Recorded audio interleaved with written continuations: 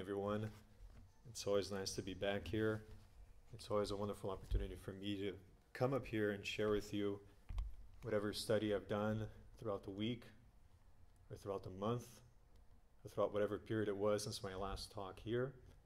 Because whenever I get to read about the Spiritist doctrine and learn the material that's contained within these works, I learn the truth about life and how we're supposed to behave while we're here on the earth, and our true purpose, and how we should act with one another, and what we should pay attention to. Because what we should pay attention to aren't the things of the day-to-day experiences that we have here, but the things that we can take with us when we leave this planet. And those are the virtues, the feelings, the emotions that we learn and develop with one another, love, patience, tolerance, courage, strength. Those are the true qualities that we should take with us when we leave here. That's the baggage that we can check into the other airport when we leave this one. So, as I did the last time that I was here, I started with a study from the Spirit's book. For those of you who aren't familiar with it, I hope everyone is. It is the seminal book, or the foundation for all of the Spiritist doctrine, put together by our great master from Lyon, Allan Kardec. There's this picture, in case you haven't seen it before. And the last time I went over the first part and the second part of the first chapter, that is on, let me see here, page 79. And I covered God, the general elements of, I covered the first chapter, which was God. And within that chapter, we went over God and the infinite, proofs of the existence of God, the attributes of the divinity, and pantheism. I've uploaded those videos to our YouTube channel. In case you guys don't have access to it, just go to YouTube and search for Love and Charity Spiritist Center, and you'll be able to see the entire study there split into 4 parts, so you can catch up on it. And I'm going to be doing the same with this one as well. So hopefully we have something that's continuous. And today we're moving on to, let's see, chapter 2. And we're going to talk about the general elements of the universe. There are 4 parts of this chapter, but given the time restraints that we have, I'm only going to cover the knowledge of the origin of things, spirit, and matter. Now I know that everybody's kind of scattered around, but if somebody wants to come up closer, feel free to do so, because this is just a simple study. I'm learning as I go along. I don't know anything. All that I'm sharing with you is things that I've read from these works. And if you want to contribute, if you want to participate, if you have some input, please feel free to do so. So without further ado, let's go ahead into the first question of this chapter, which is entitled The Knowledge of the Origin of Things. And the question is question number 17. And the question states, can humans know the origin of things? Who here thinks that we can know the origin of things? Do you think we have the capability, the faculties necessary to know the origin of things in this current existence? No, we don't.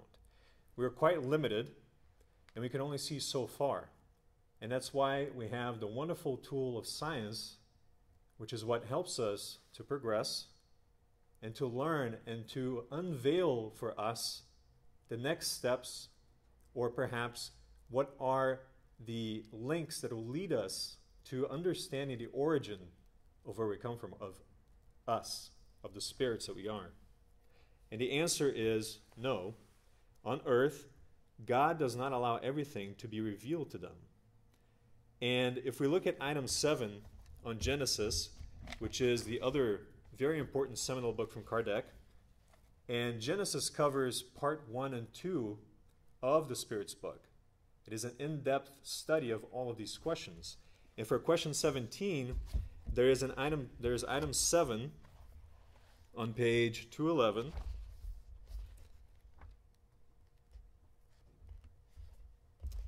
That explains this a little bit for us. And item 7 says, accepting the spiritual being and the fact that its source cannot be found in matter, then what is its origin? its point of departure. Here, the means of investigation are completely lacking, just as for everything else connected with the origin of things. Again, we're limited, so we can't really know everything. Definitely don't know anything at all at this point anyway. Humans can only verify what actually exists. Concerning everything else, they can formulate only hypotheses. So here's where science comes in and plays a very important role to help us to understand more about our reality. And whether the knowledge of human origins is beyond the reach of their present intelligence, or whether it is useless or unsuitable for them to possess it at the moment, God has not given them such knowledge, not even through revelation. And then we continue on here. I have to juggle so many books, so if you'll excuse me. For question 18, we find a follow-up that says, will they ever be able to grasp the mystery of things now hidden from them? The veil is lifted as they become more and more purified. But in order to understand certain things, they need faculties they do not yet have. So we find ourselves yet in a very limited state. We don't have these faculties that will allow us to understand the truth of the reality of our existences. So as we progress, as we reincarnate and go through the successive existences, and we build these faculties and we develop them through our actions here on earth, we become more aware of things, and we begin to develop towards an understanding, a fraction of an understanding of what of the truth, of the entire truth, specifically of our origin. And then on question 19, it's asked, can humans grasp some of nature's secrets through scientific investigation? And the answer says, science has been given to them for their advancement in all matters, but it cannot go beyond the limits set by God. So God knows exactly what we need to know at this point. We can't try to search for things that are beyond our understanding, because what happens? We get lost. We get frustrated. The only thing that leads us to go beyond that which we understand is pride. Because we think we know, we think we can find out what it is, that somehow we have an edge over our fellow brothers and sisters because we've read an X amount of books, because we've studied an X amount of subjects, because I have so many degrees from University X, that now I can tell people what the truth is. But that's not so, because God hasn't revealed to us everything. If He is the supreme intelligence, how can anyone truly classify themselves as a supreme intelligence? In other words, I also know everything, and I can tell humanity exactly what the truth is. So when we think about that logically, there's no way that anyone can tell us what the truth is. Sure, we have new studies all the time that are released through the scientific the universities around the world, but we find out, and we have found this out throughout history, how many of these studies that have come out have been debunked, and other studies have replaced them to say, no, it was like this, it wasn't like that. And then 10 years later, again, another study comes out saying, no, it was actually like it was originally. So if humans are so unstable, and we don't know exactly anything right now, how can anyone have that pride or that I know everything sensation or thought that they're going to actually be able to explain to us everything? They're not. No one is going to be able to do that. No one. That's why I think it was Socrates who said, all I know is that I know nothing. Because we don't know anything. And he knew a lot more than we do today, and this was a long time ago. So moving on to question 20. Excuse me, that was question 19. And then there's a note from Kardec that says, the more humans are allowed to grasp such mysteries, the more they should admire the power and the wisdom of the Creator. Because we begin to see how, when things are progressively unveiled to us, how great they are. How this intelligence is able to organize all of these things that seem sudden, but yet they have an order. It's a chaotic order to us because we don't understand, we don't get the bigger picture. Because we're so small and we only see a very limited amount of space around us. So we don't understand, and even if we try to, we're just going to get lost. And that's why we have so many people who lose their faith, because They can't grasp it. They don't understand why they can't grasp it. So if they can't grasp it, it must not exist. Everybody has their own choices, their own decisions, so we respect all of those. And then it continues, however, whether through pride or through weakness, as I had said before, their own minds often render them victims of illusion, and they pile theory upon theory. Every day they see how many errors they have mistaken for truths, and how many truths they have dismissed as errors. These realizations are further blows to their pride.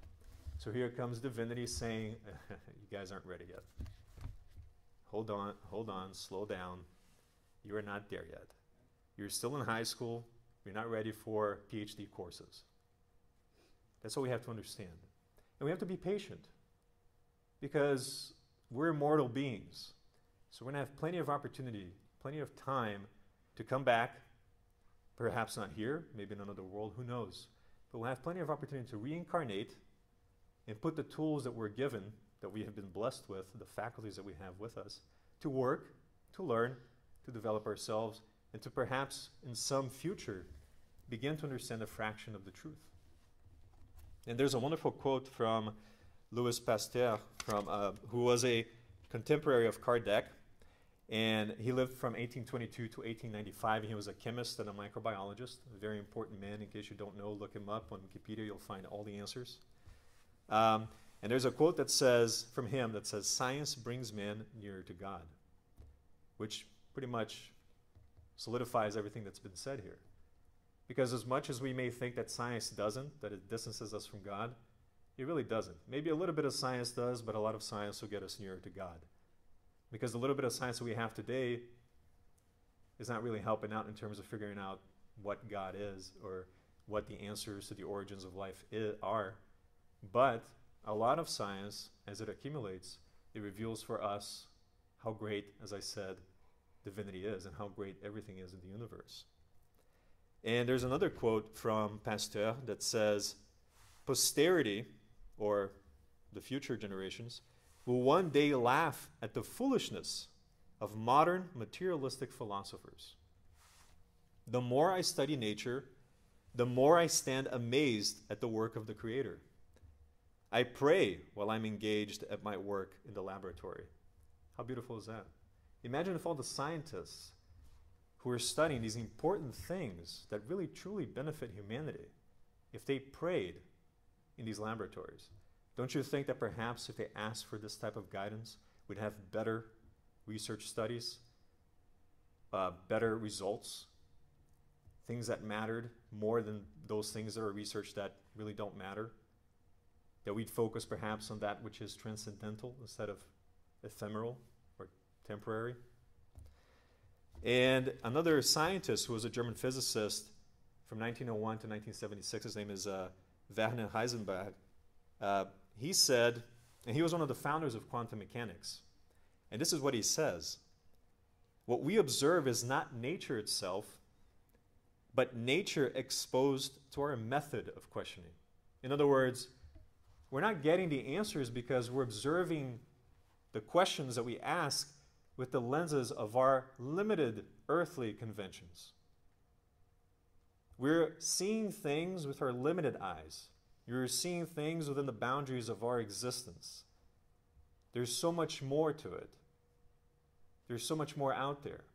And because we're so still backwards, we can't understand it, we can't fathom it. So we're stuck in this small sense of perspective, and this causes us to want to encage or jail these things that are so great into our own understandings, to form them and to customize them and to personalize them into us, into what we know, into what we think is right.